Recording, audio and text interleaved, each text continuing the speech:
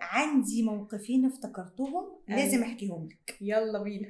الموقف الاولاني، انا عربيتي صغننه. ايوه تمام. ليه جبتها صغننه؟ اكيد ماديا ده كان عامل، بس بعيدا عن ماديا ايوه انا بحب العربيات الهاتشباك الصغننه. أيوة. بحس انها سبورتيف كده وحركات كتكوته لايقه على شخصيتي نوعا ما. ايوه المهم وانا سايقه راجعه من السخنه، لقيت نفسي مش قصدي بقى سرحت او حاجه، فمشيت في لين اجبرني اني اكمل في وسط التريلات. يا تمام معلش قصه مرعبه، كملي.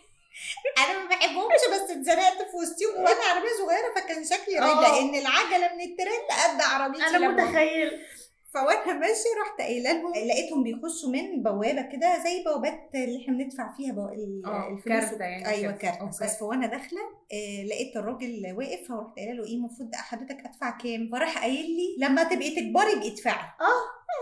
يا ماما الاحراج ده كان كومنت خازوقي نشع في قلبي، وخدت ومشيت. طبعا انا واصحابي اللي في العربيه مسخسخين بالضحك، بس مين قدام صحابك كمان؟ ده زيك. انا راجعه من السخنه بقى باصحابي. اوكي شكرا. كان ده يوز، انت عارفه الحركات. ايوه فكانت كاسفه بنت لذينه، بس ضحكنا وما زال الافيه ساري معانا في حياتنا. طبعا. لما بنضحك ما حبيبتي هتكبر والنعمه لا تاكل الجو، في جمال كده الله اكبر، يا دوبك ابربش تحلو. طيب خدي الموقف التاني ده. يلا ماشيه في طرقات وشوارع القاهره. ايوه كوبري.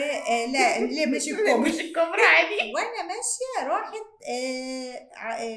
اتوبيس كبير يزنق من الشمال، عربيات زنقه من اليمين. انا حسيت ان انا هعمل البرجر بقى، ساندوتش البرجر، انا هبقى الحته البرجرايه. ايوه فرحت مشاوره للراجل، هو طب يعني ثانيه هعدي، ما انت طويل. استهدى بالله. والله يا بنتي راح بقى ده ما انت صغيره ما تتزنقي كده شويه. لا يا جماعه على فكره عيب.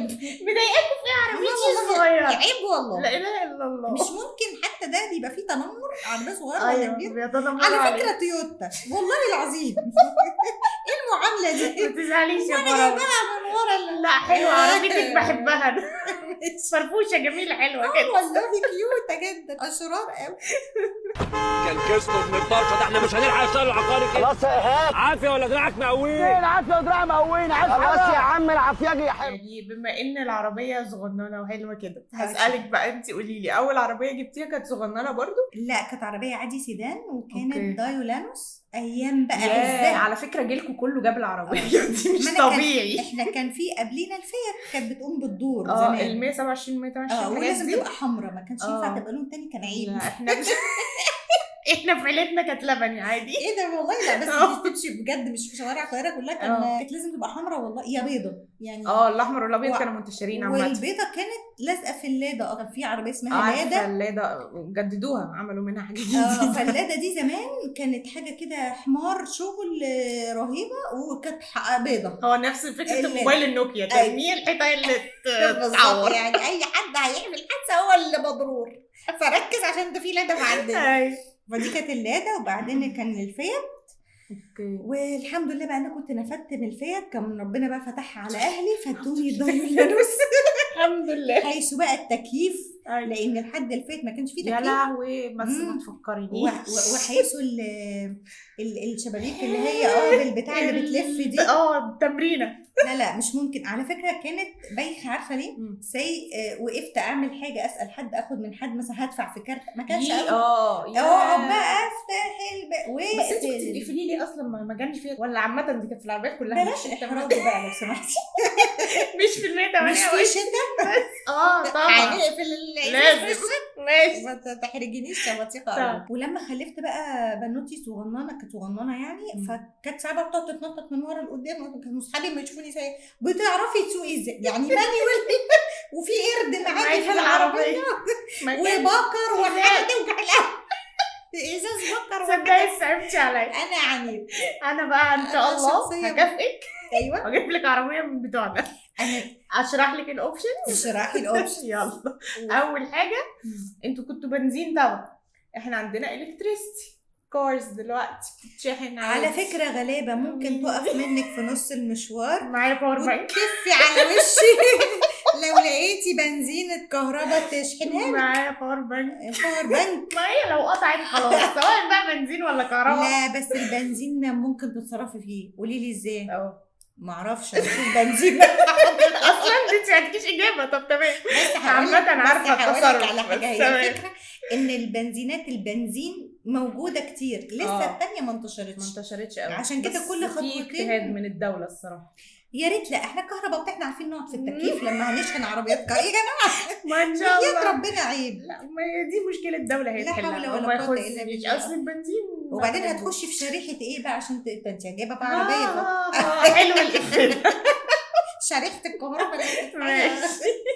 طب ادي اول حاجه. انا خايفه على المستمعين. لا ان شاء الله يستحملونا يعني. بس فالمهم ايه، فدي اول حاجه. انت بتحاولي تحبطي من عزيمه برضه العربيات الكهرباء.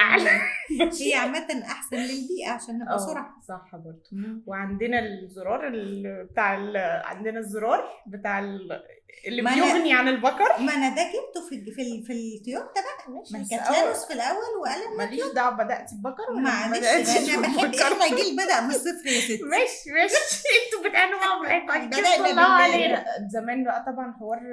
طب انا عارفه ان انت بتحبي بقى الاغاني في العربيه والهيصه وبتاع. لا انت بس بتتعاملي ازاي مع الدايو لينوس؟ ما كان فيها كاسيت يا بنتي. انت كنت شريط الكاسيت. عمرو دياب. ايوه شريط كاسيت صح. ان احنا انا بالليل حاسه بنبره والله ابدا والله العظيم والله يا كده بنتي عيب. قسما بالله ما طريقه انا بلك الدنيا ببعضها. ده هو حلو قوي موضوع الشرايط ده، وما كناش بنبقى عارفين نحطه فيه، وبيسخن بقى في الحر الشديد بجد؟ ممكن يضرب مننا عادي كده. يا لهوي. ما هنعمل ايه غلاب. انا كل معاملتي مع الشريط ان هو كان لما بيسف بنعمله كده بالقلم بس. يا خبر ابيض. بس لا شرايطي انت كلها عارفه انت نسيتي يا بطيخه اهم ميزه. عندنا في الجديد خير الاوتوماتيك. تصدقي صح. ده انا لما انا نقلت ما جربتش مانيوال اصلي فدي بالنسبه لي مش ميزه، ده عادي يعني. لا حرام عليك يا شيخه، حسبنا الله ونعم الوكيل.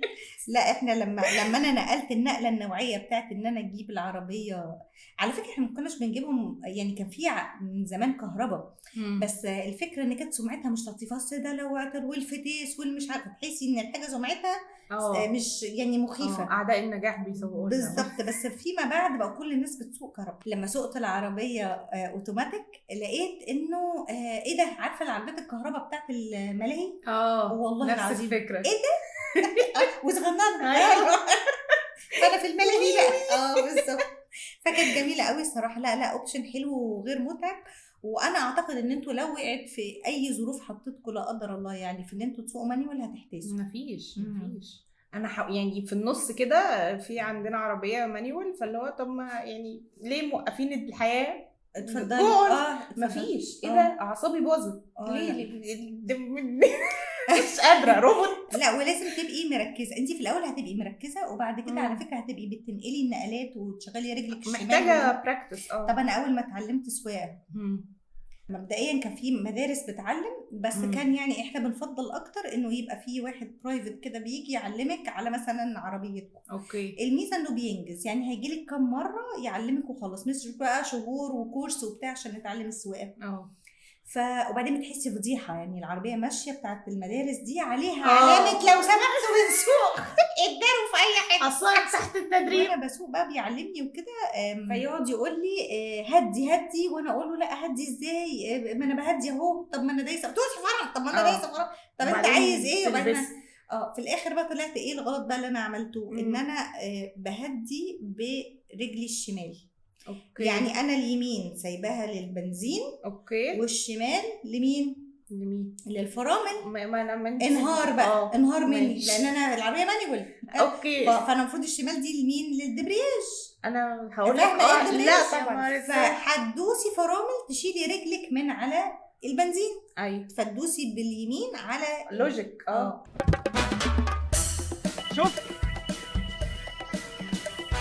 شفت انا الدريفت عملت لفه كامله، ولا لو كنت ما متش انقذتك. ايوه لو كنت مت يا ابني. انت مش شايف الكاوتش هيتحرق؟ الكاوتش هيتغير، انا مش هتغير. انت كنت بتقول لي مش هتعرف تعملها، دي انا عملتها. طب يا بطيخه قولي لي ايه فكره السواقه نفسها؟ انت بتحبي تسوقي ولا لا؟ هو انا بحب اسوق كنوع ان هو عايز اعمل حاجه بعملها بخلص، مش لسه هقعد استنى اوبر او هستنى حد يوديني او يجيبني. بس فكره السواقه عامه في القاهره الكبرى بقى لا يعني ممكن اسوق على الطريق، يعملوا لي طريق لوحدي تحت الارض اسوق فيه لوحدي. بس هيكتك قوي، بس طرق السفر انا تمام يعني، تلاقيني في طرق السفر مندشر. ايوه عشان ماشيه بسرعه معينه وتمام. لا انا برضو زيك، انا بحب، لا بس انا بحب السواقه يعني. كان نفسي اتعلم سواقه وكان نفسي اسوق بعيدا عن ان انا هحتاجه في مشوار. فكره ان انا متحكمه في حاجه وماشيه بيها في السرعه اللي انا يعني، لا الموضوع داخل عندي في مشاعر كتير يعني، بتعمل ساتسفاكشن في حتت تانية. ايوه فانا بحب كنت السواقه. فاكره كده، بس لما لقيت البشر اللي انا بسوق وسطهم دول صعبين كده ما هو بقى بتبقى ذنوب يعني، معلش هنعمل ايه. بس هي السواقه في حد ذاتها انا بحب اسوق وبحب اخلص طبعا مشاويري وكده. بس عامل العمر بقى يعني لما كبرت شويه حسيت انه لا والله لو ينفع تسوق انت يبقى كتر خيرك. توصلني العربيه موجوده بس شكرا. يا ريت توصلني ربنا يكرمك. بس ده ما يمنعش برضو اني فروم ناو اند ذن لا بحب شعور ان انا سايقه وكده يعني. انا بحب السواقه الصراحه. هو شعور كان حلو بس تعبنا يعني. انا تعبت من بدري مش عارفه. تعبت من السواقه. جين دي انا بسالك جين واي انتي ماشي فرولايه تمام. اسالي يا ستي. اخبار يعني بتحبي توصلي بالوصفه ولا بالجي بي اس؟ طيب احنا لما بدانا نسوق ما كانش فيه اصلا الجي بي اس. هذا الاختراع لم يكن موجود، فطبعا كنا بنسال. فكنا ساعات بنتعرض لكم من الرذاله غير طبيعي. اوكي. يعني بتفتحي تسالي مثلا لسه مش هتلاقي بس استظراف امشي ورايا. امشي وراك ليه؟ بتقول وتخلص ليه اسوق وراك؟ وليه سبحان الله انت رايح زي ما انا رايحه بالظبط. يعني حبكت يعني شخص غريب. فحاجه كانت من الثلاثه، يا بيبقى راجل فيزيت اوكي يا بيبقى حد مش فاهم يعني حد مش فاهم طبعا فتوهك كده، ويا اما يبقى كويس وكل حاجه وقالك الوصف مظبوط وانت نسيتي، عشان نبقى صراحه برضه. طيب جاء بقى الجي بي اس، فبداوا الولاد ماما ما نجيب على جوجل مابس وبتاع وكده ويلا جي بي اس وبتاع، يلا بينا. تمام. طيب في الاول كان بيجي لي بانيك في الحته اللي هو اطلع على الكوبري ولا انزل من تحت. دي وبجد مش ببقى لاقياه، وبجد ما ببقاش فاهمه. وحقيقي لو مشيتيها غلط بتلبسي طريق تاني خالص. دي حقيقه، ده العيب الوحيد للجي بي اس عامه.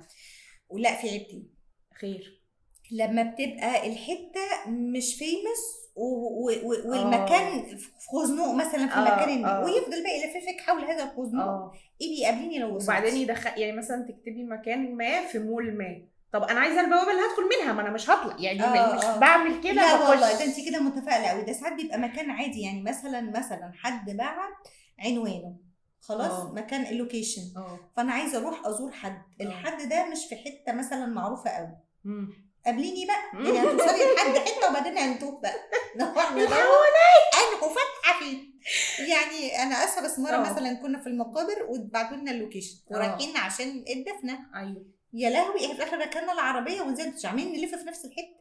فركننا العربيه ونزلنا اتمشينا. كان يوم حر وقت احنا قعدنا نقول يا رب احتسبوا في ميزان حسناتنا بقى خلاص دي ما فيش. بس فلا هو ده ليه عيوب بصراحه. بس فيما عدا ذلك بعد ما اتعودت عليه شويه لا هو مميز جدا وسهل وبصراحه بيوصلني حاجات ومريح دماغي الصراحه. يعني انا ما غالبا بتحرك بيه، بس بتبقى بتضايقني فيه فعلا حاجتين. اللي هو طب يا برنس هو كده الوصفات يعني في الحته اللي انت تقولي عليها المزخنقه دي خلاص انا هوصل في حته هحتاج الوصف بما ان الشخص ده عارف انا فين وبتاع ومظبط دنيته كده. بس لكن اللي بيضايقني فيه حاجتين، اللي هو حوار ان هو انا عايزه محل معين، لا فهو انت هو بس المحل. لكن غير كده اللي هو يعني طب انا حضرتك عشان ادخل المحل فيه ده مول دي بوابه مش هتسلق يعني. فتمام فاصحى معاك خلاص ما بلاش غباوه. بس هل ده مثلا في مصر بس يعني ولا بره؟ انا ما جربتش الصراحه. فدي حاجه. العيب التاني حوار الكوبري ده. قول لي اطلع الكوبري ولا ما اطلعش؟ انا دلوقتي اعمل ايه؟ طور نفسك. والله يطور نفسك. يخرب بيت الريروتين هبقى بعرق 10 دقايق ساعتين. حضرتك روحي السلوم وارجعي تاني. بس كفايه كذب. فانا اكتب ايه بقى هنا علشان اوصل؟ ماله يعني الكاسيت ماله؟ كاسيت مش عارف وقت شويه اشتغل. ثانك يو تمام كده؟ ثانك يو. عايز حاجه تاني؟ ايه حوار سواقه الستات بعتبرش سواقه الرجاله، والله مالها سواقه الستات. انا عايزه اعترف بس اعتراف الاول. لا ما تقولي، ما تكسفنيش قدام الناس يا فراوله. انا عايزه اعترف اعترف يا دي الخير. بحاجتين، هعترف بحاجتين. قولي. الحاجه الاولانيه لما ست فعلا قدامي بتشلني في السواقه بروح ايوه ما دي سواقه ستات على اساس ان انا تمام. الين. ماشي. دي اول حاجه عايزه اعترف بيها. الحاجه الثانيه ساعات بتحط في سيتويشن وانا سايقه فاروح متصرفه الغلط وانا عارفه انه غلط واقول يلا بلاش سواقه ست. يلا عادي احنا معانا عذرنا. السمعه طالعه مش انا اللي بعملها. صح. بس بصراحه انا رايي ان الستات بجد بيبقوا ملتزمين. على فكره دي في احصائيات اتعملت كده من كام سنه ان الستات اكثر التزاما بقوانين المرور، يعني تلاقيهم حاطين الحزام، ماشيين مع السرعه المفروض للطريق. ايوه اذا طبعا ما شالوكيش ومشوا اقل شويه، ولو اني والله انا بشوف مؤخرا الستات جاريه على الطرق كلها عندها كبسه مسيطرين. فلا انا بحس ان هم اكثر التزاما، بياخدوا بالهم من اشارات المرور، بالسرعه بيلتزموا بيها، قوانين المرور ماشيين عليها اكتر من الرجال. وفي برضو احصائيه بتقول ان اغلب الحوادث اللي على الطريق بتعملها رجاله مش ستات. بصراحه يعني مش فانا حاسه ان احنا مظلومين الصراحه. يعني مش حاسه الصراحه، يعني الحوادث اللي سمعتها ربنا يحفظ الناس كلها، يعني لا الستات بتبقى نسبه ضعيفه، ده لو اصلا حصلت بتبقى ماشي، بتبقى في ست انا عارفاها بس هي ما بتبقاش غلطتها خلاص. دي حاجه. الحاجه الثانيه لا هو احنا مش الدرجه دي، ما اكيد مش قصدي لا يعني عادي يعني مثلا حد داخل غلط مش الدرجه دي برضه، يعني ما خلينا منطقيين. لا مش قصدي طالما في غلط وقع يبقى من انا ليا جزء والثاني عليه جزء. ما هو عادي، ما حدش بيغلط فيك انت ما قلتيش حاجه ما بتحصلش. بصراحه بتحصل عادي في الحياه عامه، بتحصل بالظبط. خلاص انا متحيزه للست. لا بس هي بصراحه دي والستات بيلتزموا والله هي ده فعلا بقول لك احصائيا صح. أيوة. انت عندك حق، احنا كستات في السواقه ملتزمين، يمكن عشان كده بنبقى مشيلين للرجاله احتمال. زي ما قلنا برضو الاحصائيه بتاعت اغلب الرجاله الحوادث بتقوم بيها رجاله اكتر من الستات. يعني ستة تلاقيها كسرت فانوس، عملت حاجات تانيين بيبقى نط. ولو انك فكرتيني باول حادثه عملتها. ايه ده؟ عايزه اعرفها.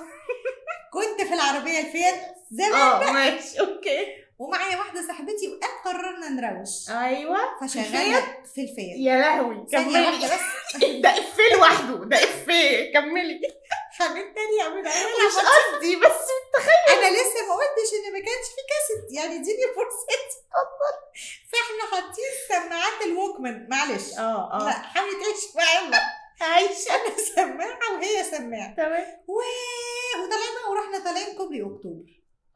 دي قمه بقى الروشنه بالظبط. بس ورحت واخده بقى تهزري صور الكوبري بتاعنا. الله ما ينزل من هنا، يعني ينزل من هنا. انا هنط ما فيش GPS.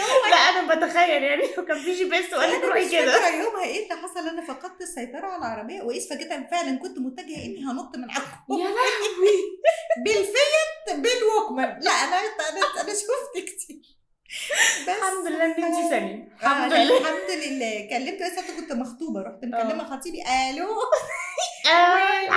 بص انت تعالى كوبري اكتوبر هتعرف. وعلى فكره ساعتها انا كنت سالفه، دي ما كانتش عربيتي، كانت عربيه اختي. المفروض بقى كنت ارجع العربيه لاختي اخر اليوم بقى. فمكلماني بقى بالليل العربيه فين؟ لا ما هجيبها لك بس بكره. انا كسلت فروحت على البيت. قعدت بقى اسبوع او حاجه كده عشان تقول لي عملتي ايه في العربيه ولا حاجه. حفظوا السوق. بس كانت لطيف بقى لان خطيبي هو اللي دفع تكلفه العربيه، كتر خيره. كان عايز يعمل جيركن مال. فكتر خيره بقى. وانا كان بابايا ومامتي مش في مصر وكده وانا لوحدي، فالحمد لله كتر خير. وطرتيني انقذني وانا كنت مفلسه برضه. الحمد لله. برضه الرجاله بتنفع. ما يا اختي يسوقوا زي ما هم عايزين. ماشي. انا بقى عادي اتحيز، مش مشكله. تحيز انت، انا اتصرف عليا كتير. فانا تمام ماشي. واحده. بالنسبه للركنه دي ما we didn't discuss دي في الاوبشنز. والله انا الراجل اللي عشان علمني دي السواقه قصه لوحدها. انا الراجل اللي علمني السواقه الله يكرمه يعني ما خلانيش اقاسي من موضوع الركن. انا عندي واحده صاحبتي بتفضل تطلع وتنزل فلا انا الحمد لله بعرف اركنها على طول. الحمد لله. دكتورة. ده بس والله البركه في السواق اللي علمني. انا من غير سنسور عازيب العربيه في نص الشارع عادي، ويقولوا بقى سواقه ستات. طب بتعرفي سواقة تركني حاجات. بالسنسور؟ هو صحيح، بس السنسور بتاعي ده في بعافية سنسور شوية. وفي كمان بس تمام. السكرين الكاميرا، دلوقتي الكاميرا انت بتبقي شايفه اللي هو. ما ده الابديت الجاي. تصدقي لما بيبقى فيه الكاميرا دي انا ما ببصش عليها، ببص برضو عشان اتعودتي عشان اتعودتي. لكن انا بمجهود ما تحسسينيش ان في حاجه ده. لو سمحت. والله احنا جنة نفخ والله. حقيقي. صراحة يعني عشان كده بتطلعوا علينا. ايه ده حضرتك؟ يعني طب شايفاني راجل عايز اركن حضرتك، يعني معيش ممكن تسيبين مكان؟ طب قولي لي يا بطيخ، لا للنفخ. بتتعاملي ازاي بقى لو انت سايقه والناس بقى قعدت بقى تزنق عليكي او تعمل او يزمروا لك، او عارف حالات التوتر اللي ما بتتعمل. تقوليش لي انا ممكن اعيط عادي جدا. يا حرام. لا صعب قوي. لا يعني لو جامد قوي لا بتوتر، وطب سلام عليكم واخش اشوف لي اي حته وببطل وقف. ما انا مش هعرف، خبر مش أبيض هعرف على اتصرف الدرجات. في اللي انتوا بتعملوه ده في الاول يعني. بس لحد دلوقتي لسه بتحصل لما الدنيا بتبقى بايظه خالص بقى. لا لكن في العادي يعني بطلع غلبي. ساعات بتاخدني الجلاله كده وببقى حاسه ان الموضوع على كرامتي، واحساسي ان انا ست، يعني ببقى حاسه بالمشاعر دي. انتوا بقى بتعاملوني، طب انا بقى ست وعربيتي صغيره وانا هوريك. ايوه حاسب كده، انت فاكرني هشمر. فيا اما بتاخدني الجلاله وكده برضو. ده كان زمان شويه مع السن اللي هو ببقى بحاول حسبي الله ونعم ربنا يجيب حقي. بالظبط. لا مش قادره افرهد معاك. يعني اتفضل انت تفرهد لوحدك، انا ما بعرفش. عيش يا بيعيش. انت بص لو عايز ربنا يسامحك انا مسامحه. فده بيبقى حسب مودي وانا سايقه صراحه. لا انا بحاول يعني بالخناقه لو بشوف الاول لو الدنيا قدامي سكه تمام وهجري وهعرف اهرب تمام بشتم. طب لو لا قدر الله خبطتي ولا اتعملتي، بتنزلي تتعاملي ولا بتفضلي في العربيه؟ لا على حسب برضو لو اللي خابط ده يعني حد كبير او كده. لا يعني لا يا جماعه، لا تمام. نصيحه ما حدش ينزل والله. ما حدش ينزل. انا بفضل في العربيه وبقفل اللوك وبفضل قاعده ساكته في العربيه ولا ببص ولا بحاول اعمل حد ما يغوروا في داهيه وبعدين انزل. على فكره حتى ببقى نفسي اعرف انا اتضرر في عربيتي قد ايه. اكيد. بس اللي هو انا مش هقبل عوض برضه، يعني انا مش هقعد اخش في ديبيت انت اللي هتدفع لان اللي عملت. خلاص حصل سيتويشن واتخبطنا.